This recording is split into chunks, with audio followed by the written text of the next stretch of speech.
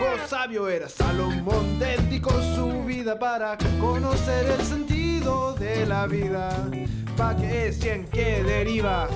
Vanidad, vanidad, de vanidades, todo es vanidad. Lo que ya pasó volverá a pasar, nada nuevo hay bajo el sol. Como ya saben, nosotros estamos estudiando el libro de Eclesiastés. Y Eclesiastés aborda varios temas. Uno de ellos es el que vamos a abordar el día de hoy, que es la muerte, ¿ya? Y bajo cuál es la óptica que aborda todos los temas que nosotros hemos tratado. El libro de Eclesiastés, perdón, me enredé muchísimo. El libro de Eclesiastés aborda todos estos temas bajo la siguiente óptica, de cómo sería un mundo sin Dios.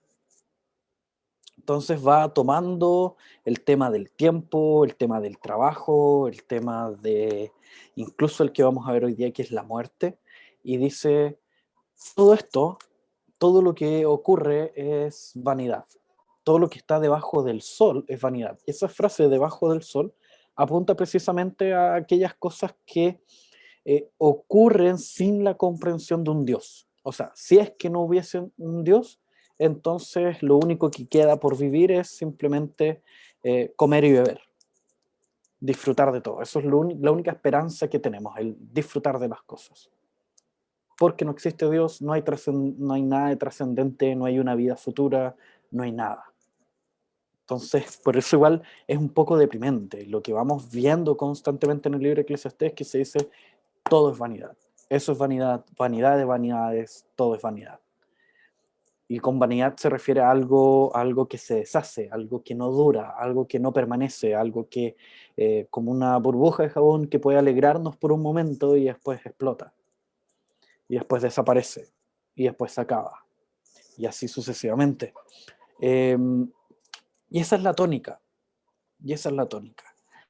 Y hay un tema que es interesante, que es el de muerte hoy.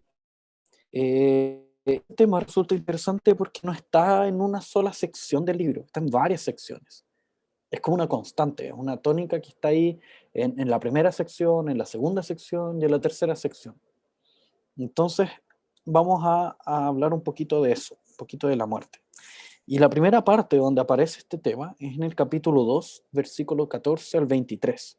Vamos a ver en todas las partes donde aparece más o menos mencionado. ¿Ok? Entonces el capítulo 2, del 14 en adelante, dice, el sabio tiene sus ojos en su cabeza, mas el necio anda en tinieblas. Pero también entendí yo que un mismo suceso acontecerá al uno como al otro. O sea, antes de seguir leyendo, vamos a orar y después vamos a poder conversar, prender nuestros micrófonos y opinar al respecto, ¿ya? Así que oremos para que Dios nos dirija en este momento. Amado Señor, amado Dios, estamos delante de ti agradecidos por tu amor, por tu misericordia, por tu gracia, por tus cuidados. Y como Padre que tú eres de cada uno de nosotros, te pedimos que tú nos ayudes, nos guíes, nos instruyas para poder comprender tu palabra, Señor, comprender lo que tú tienes que decirnos, Señor, comprender tu voluntad y de esta forma vivir para tu gloria. En el nombre de Cristo Jesús oramos. Amén. Muy bien. Entonces, ese primer texto, el sabio tiene ojos en su cabeza, el necio anda en tinieblas, pero también entendí yo que un mismo suceso acontecerá al uno como al otro.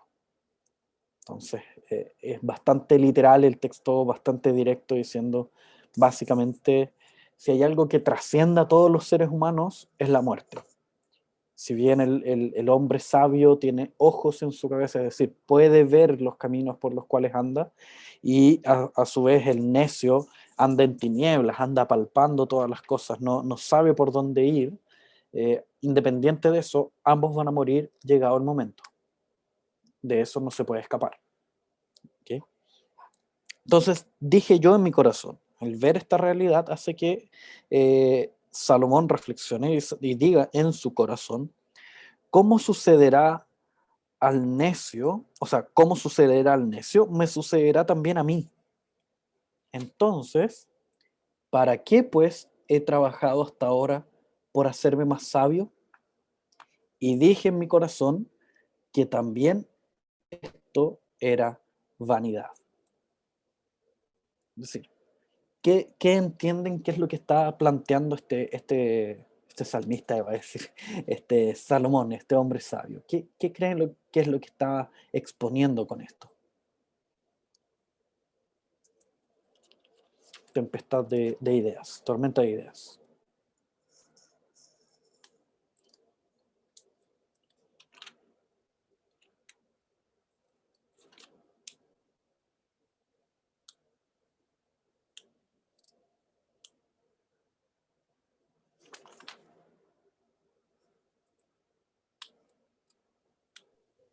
¿Cuál era la pregunta, perdón? Salomón en un primer momento observa cómo todos mueren, tanto el necio como el insensato, tanto el necio como, perdón, tanto el sensato como el necio, tanto el necio como el sabio, todos mueren. Entonces Salomón dice, entonces dije yo en mi corazón, como sucederá al necio, me sucederá también a mí. O sea, así como el necio va a morir, mi fin también va a ser la muerte. Y ahí se pregunta él, ¿para qué pues he trabajado hasta ahora? ¿Por hacerme más sabio? Y dije en mi corazón que también esto era vanidad. ¿Cómo podemos comprender este versículo 15? ¿Qué es lo que está queriendo decir Salomón por medio de este versículo 15?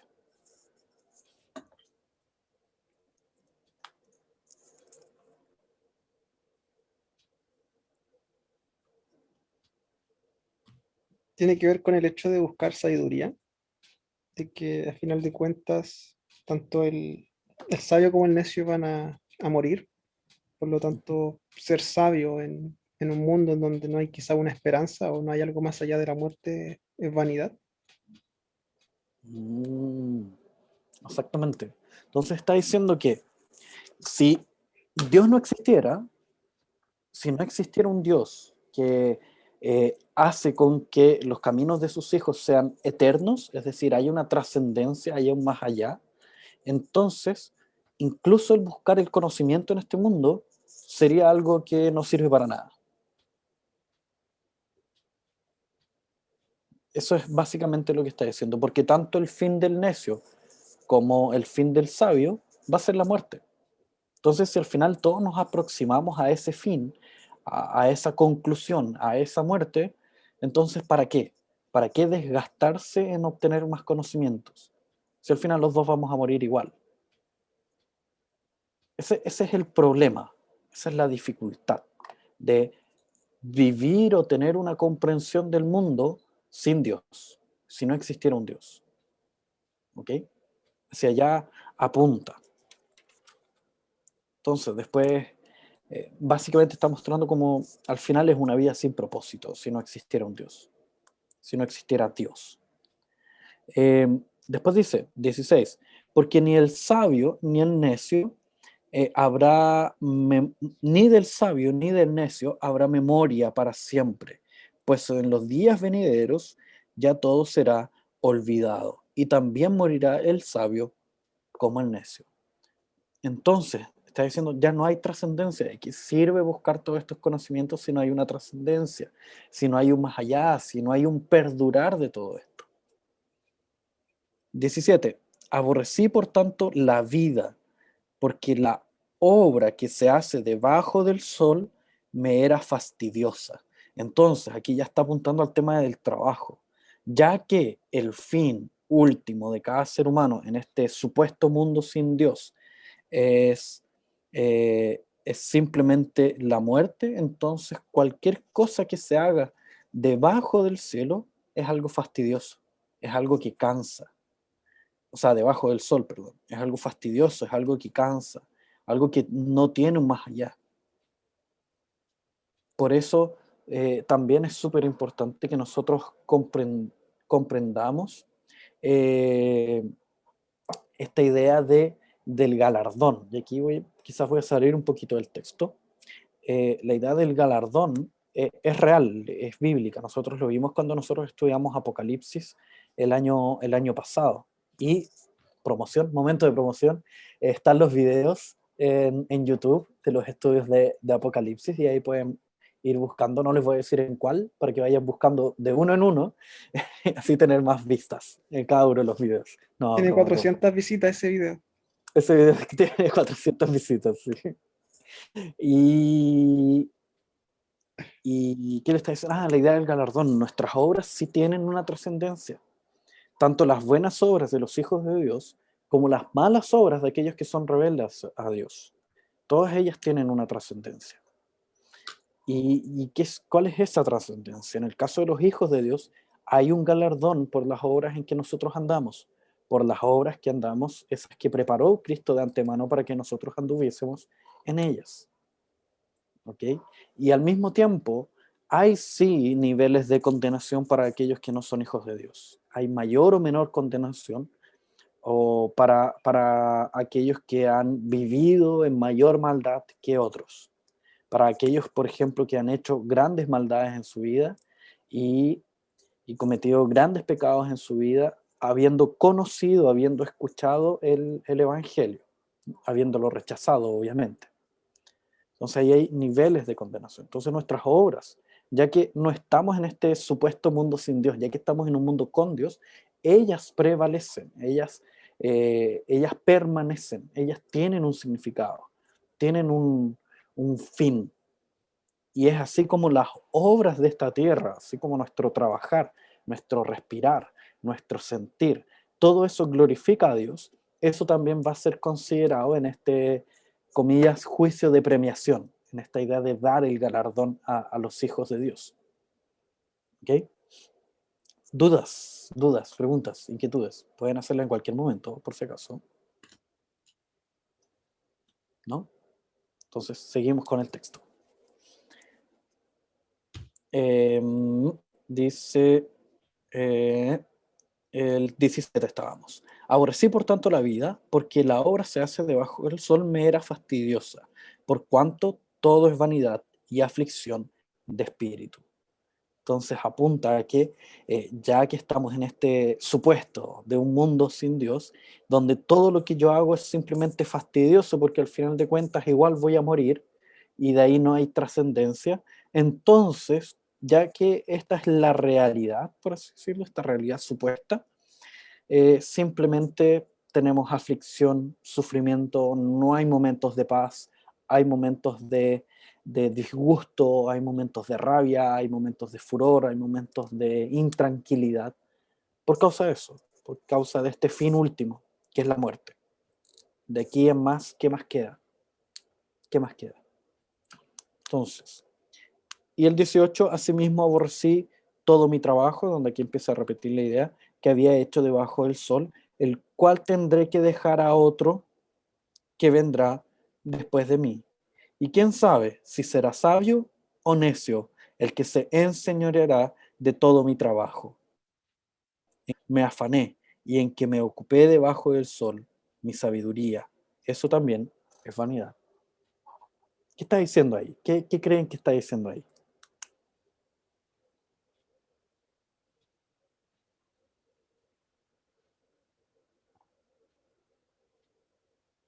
Sin temor a equivocarse.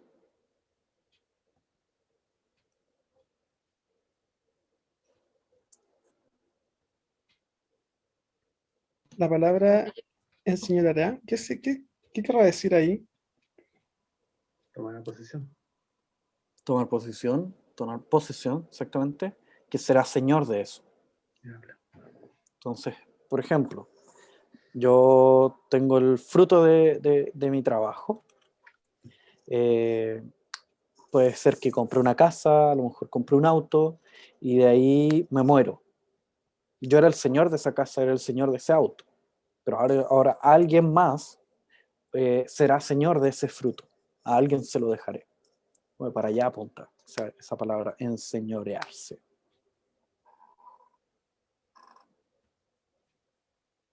Entonces, ya que sin querer di la respuesta. Hay un dicho Sí. que nadie sabe para quién trabaja. Nadie sabe para quién trabaja, exactamente. Y apunta un poco para allá. Esa es un poco la idea, de cómo el el Salomón, iba a decir. Salomón se pregunta en este momento, pucha, digamos, sigamos en este supuesto de este mundo sin Dios. Yo trabajo, me esfuerzo, busco la sabiduría, busco obtener bienes en función de esta sabiduría. ¿Y si muero? Y esto queda en manos de otra persona, en manos de un hijo, de algún heredero. ¿Qué va a pasar todo eso? ¿De qué va a servir todo mi esfuerzo, toda mi sabiduría y todo lo que consiguió mi sabiduría, todas las conquistas de tierras, todas las construcciones que puedo haber hecho? ¿De qué van a servir si al final los puede tomar un necio que lo va a dilapidar? Entonces, en el fondo, eso también es pasajero. La sabiduría en sí, o esta sabiduría, vendría siendo pasajera si es que no existiera un Dios. Vendría siendo algo que en el fondo no trae propósito a tu vida, no sirve para nada, porque no hay un Dios que le dé sentido a todas estas cosas. ¿Ok? Entonces, básicamente lo que está diciendo es que todo obtiene sentido en la medida que existe un Dios. Todo obtiene un propósito en la medida que existe un Dios. Y ese Dios existe. Muy bien, sigamos la otra sección donde aparece la idea de la muerte, es en el capítulo 3, en el versículo 16 al 22, pero vamos a ir tomando algunos textos aislados. Dice así, versículo 16 del capítulo 3, donde habla de este suceso de la muerte en paralelo con lo que nosotros acabamos de leer. Dice así: vi más debajo del sol, en lugar del juicio, allí impiedad, y en lugar de la justicia, allí iniquidad. Es decir, si no hay un Dios que gobierne en justicia y que gobierne en justicia, perdón, ¿quién va a tomar el control de las cosas en un mundo sin Dios? Es la impiedad, es la iniquidad, no es la justicia. ¿Ok? Porque en un mundo donde solo espera la muerte, comamos y bebamos que mañana moriremos. Demos rienda suelta a todos los deseos y anhelos que puedan haber en nuestro corazón. Porque total vamos a morir. Así que da lo mismo.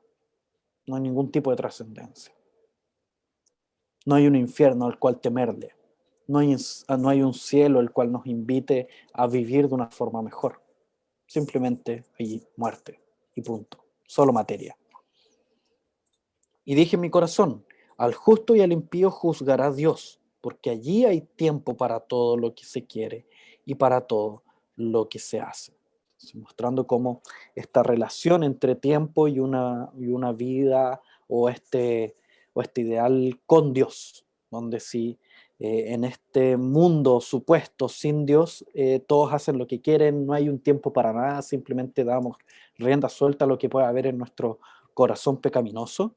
En este mundo real con Dios, aquí sí hay tiempo para las cosas, aquí sí hay un lugar para cada cosa, aquí sí hay tiempo para amar, si hay tiempo para llorar, porque todas estas cosas están siendo gobernadas de forma ordenada por Dios.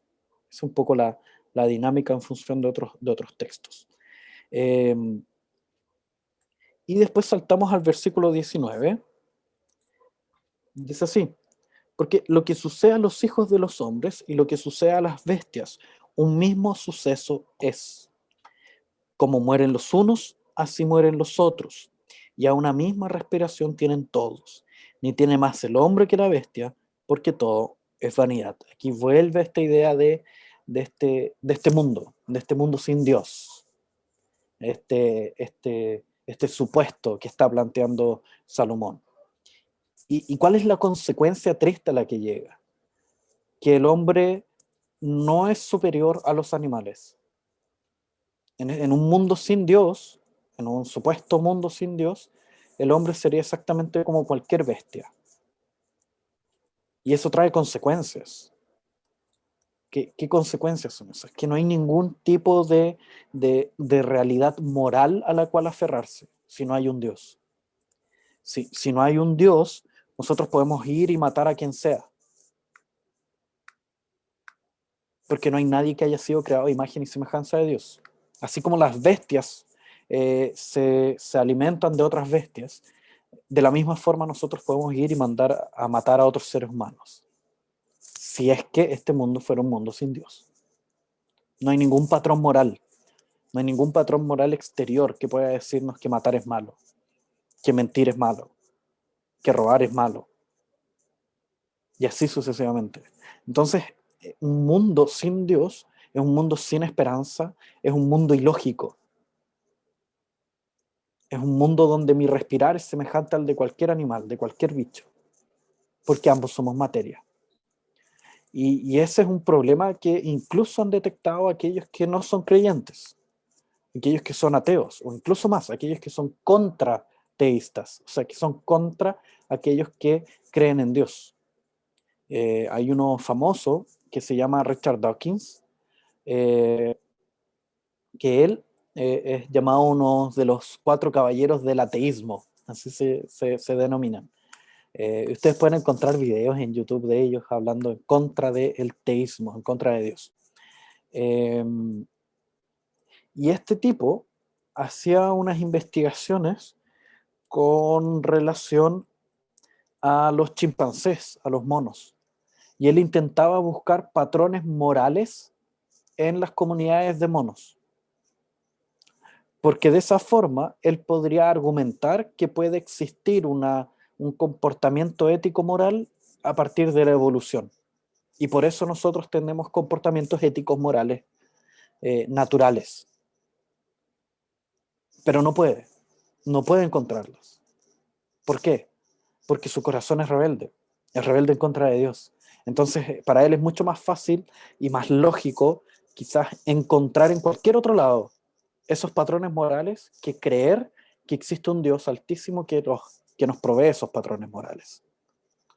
Porque si no, en su cabeza, en estricto rigor, somos solo materia. Entonces, ¿por qué preocuparnos del prójimo si es solo materia?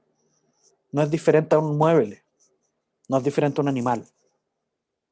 Y ese es el problema al que se enfrentan ellos, que no tienen cómo argumentar en función de eso. ¿Ok? Y así continúa. Y así el texto continúa. Después otra sección que habla de esta muerte, que es bien interesante lo que dice en el capítulo 7, versículos 2 y 3. Capítulo 7, versículos 2 y 3 hablan también de la muerte. Dice, mejor es ir a la casa del luto, es decir, ir a un funeral, que a la casa del banquete, porque aquello es el fin de todos los hombres, o sea, la muerte es el fin de todos los hombres, y el que vive lo pondrá en su corazón. O sea, está hablando de alguien que va a un funeral, contempla ese funeral, y ese evento lo guarda en su corazón. Y después el texto continúa. Mejor es el pesar que la risa, porque con la tristeza del rostro se enmendará el corazón. El 4 podemos incluso continuar. Dice, el corazón de los sabios está en la casa del luto, mas el corazón de los insensatos en la casa en que hay alegría. Y ahí continúa después el texto. Entonces, ¿a qué creen que apunta esta idea? ¿Por qué? Que igual es un poco quizás ilógico para nosotros esta idea de que es mucho mejor ir a un funeral que ir a una casa que esté en fiesta. ¿Por qué creen ustedes me da por decir el salmista, por qué creen ustedes que Salomón está diciendo esto?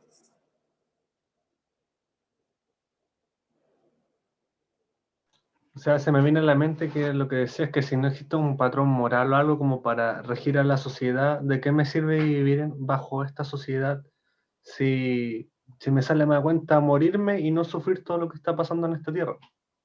Uh-huh. Eso se me viene como a la mente. Sí, muy bien, muy bien. Tiene que ver con eso, muy bien. ¿Qué más? Me sentí un poquito múltiple aquí.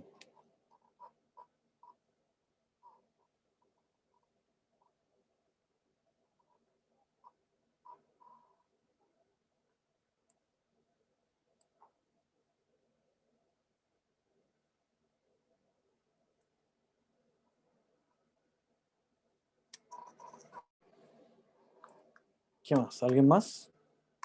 Si no, le damos nomás.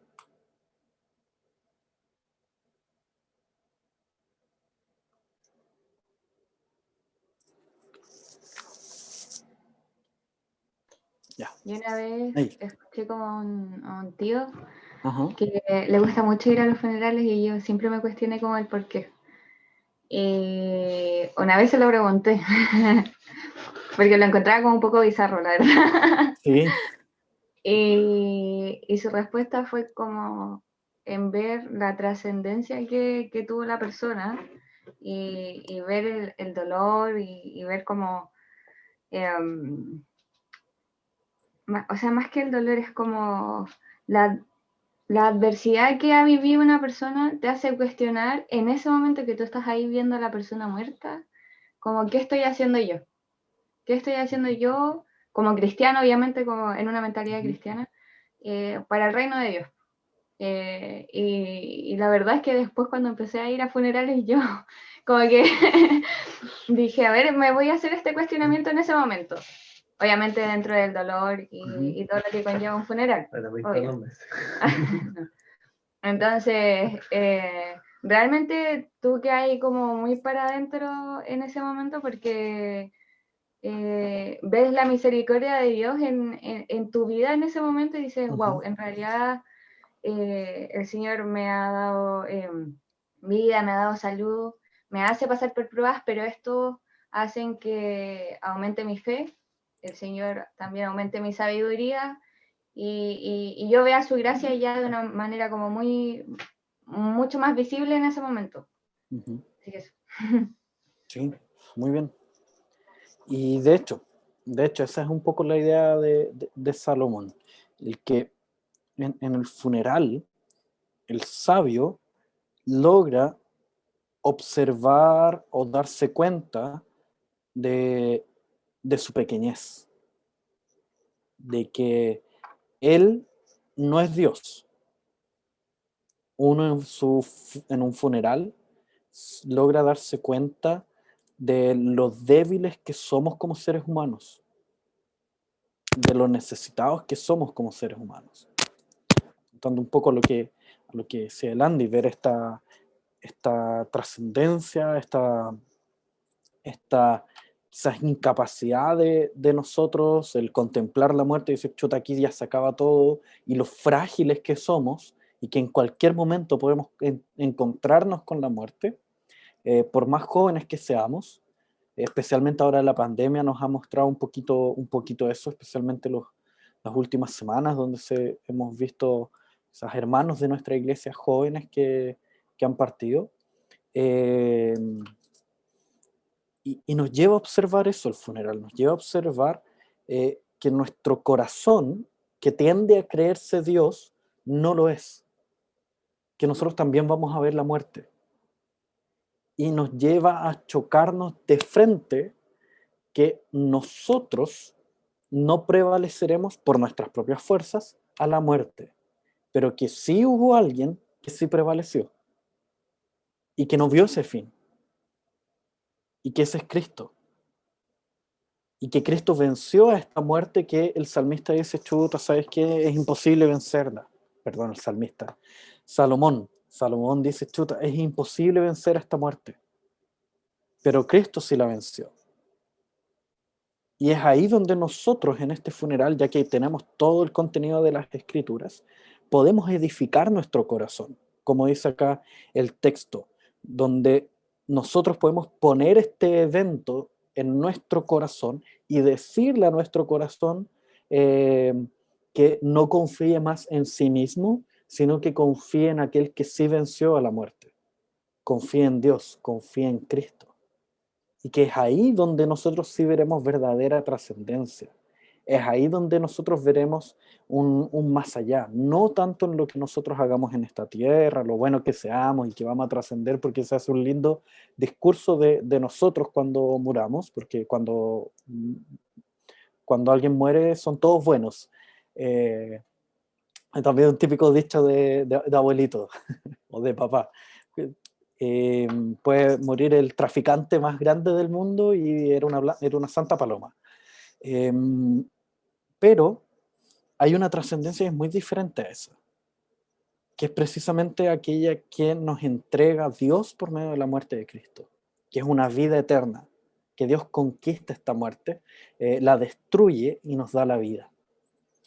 Y es ahí donde nuestro corazón se ve enmendado, se ve arreglado, se ve embellezado. En esa tristeza que nosotros podemos tener de rostro, nuestro corazón se ve mudado, se ve cambiado. ¿Okay? Hay un siguiente texto que también habla de la muerte, que es el capítulo 7, versículos 15 al 22.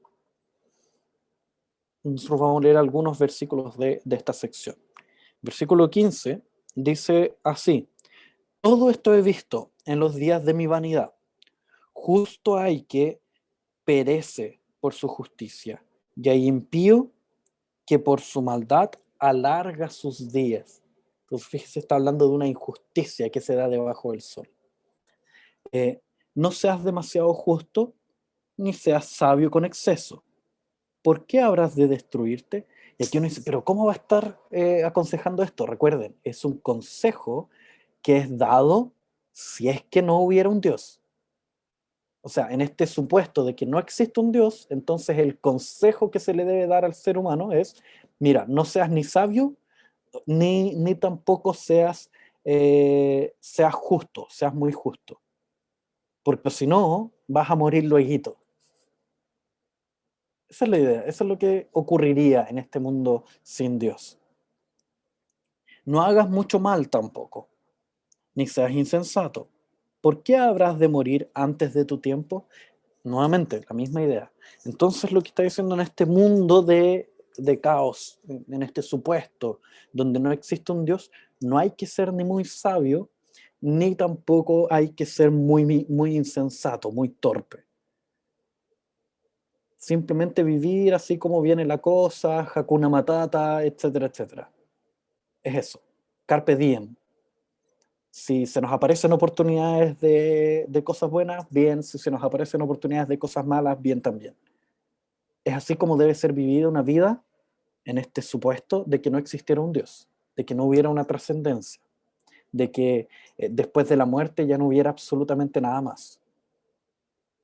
Pero esa nosotros sabemos que no es la realidad. Nosotros sabemos que sí existe un Dios. Y que por lo tanto nuestra vida debe ser tomada y vivida por contraste. ¿En función de quién? En función de la vida de aquel que sí venció a la muerte, que sí trascendió a la muerte, que fue más allá de la muerte, y que ese es Cristo. Y esos son los pasos que nosotros debemos seguir. Esa es la forma de vivir que nosotros debemos tener. ¿Okay? Y es ahí donde el texto continúa, versículo 19, dice, la sabiduría fortalece al sabio, más que 10 poderosos que haya en una ciudad. Ciertamente no hay hombre justo en la tierra que haga el bien y nunca peque. Salvo uno. Salvo uno. Tampoco apliques tu corazón a todas las cosas que se hablan, para que no oigas a tu siervo cuando dice mal de ti, porque tu corazón sabe que tú también dijiste mal de otros muchas veces. Entonces está mostrando la realidad de nuestro pecado, que no hay ningún justo. Todas esas cosas provee con sabiduría, diciendo, seré sabio, pero la sabiduría se alejó de mí. Entonces en algún momento la sabiduría se alejó de Salomón. Lejos está lo que fue, y lo muy profundo, ¿quién lo hallará? Me volví y fijé mi corazón para saber y examinar e inquirir la sabiduría y la razón, para conocer la maldad de la insensatez y el desvarío del error.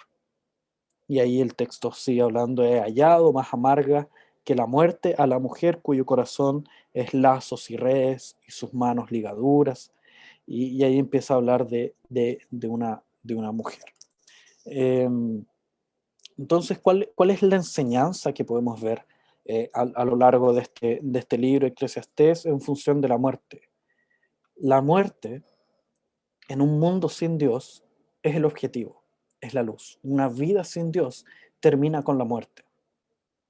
Una vida sin Dios es aquella que se vive en este mundo en conformidad a los patrones personales, a las egolatrías personales, a los deseos personales.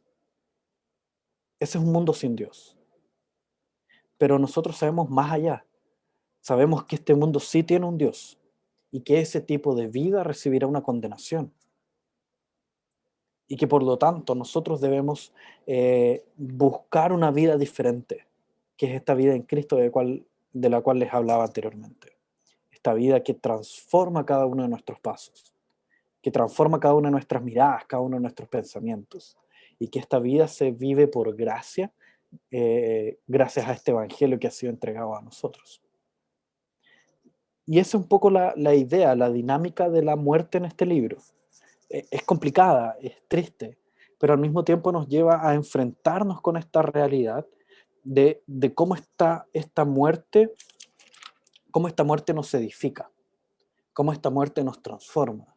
Porque nosotros podemos mirar más allá, podemos ver este mundo con Dios y vernos transformados por eventos tan trágicos como lo son la muerte. Podemos ver nuestro corazón siendo edificado, incluso en momentos de pérdidas, en momentos de sufrimiento. Y podemos incluso, entre comillas, disfrutar de esto. ¿A qué me refiero con disfrutar? De ver, aprovechar este momento para llorar, sufrir y edificar nuestro corazón. Con rostros tristes, como decía el texto de Eclesiastés, pero con corazones que están siendo restaurados por las propias manos de Dios. Así que eso, chiquillos, no sé si hay dudas, consultas o comentarios, no sé, comentarios libres. ¿No? Entonces le voy a pedir a Landy si es que puede hacer una oración para terminar este momento. Ya, oremos. Dios y Padre nuestro, vamos delante de tu presencia, agradeciéndote, Señor, por esta oportunidad que usted nos da de abrir su palabra y poder aprender un poco más, Señor, de lo que usted ha permitido que sea revelado para nosotros, Señor. Gracias, Padre, porque nuestra vida sí tiene un propósito, nuestra vida sí va a trascender gracias a la obra de Jesucristo, Señor. Gracias porque usted nos ha prometido, Señor, y ha tenido misericordia de nosotros para prometernos la eternidad, Padre, en Jesucristo. Y Señor, somos verdaderamente agradecidos, Señor, no porque lo merezcamos, Señor, todo esto que usted nos está dando, Señor, y todo lo que nos promete, sino porque es simplemente por misericordia y por gracia, Señor, y usted así desea que así sea, Padre. Gracias, Señor, por la oportunidad que nos dio como hermanos de aprender y permita, Padre, que todo lo que hemos aprendido podamos aplicarlo a nuestras vidas, Señor, y seamos receptos a las correcciones y a todo lo que el Espíritu Santo desea obrar en nuestras vidas, Padre. En Cristo Jesús. Amén. Amén.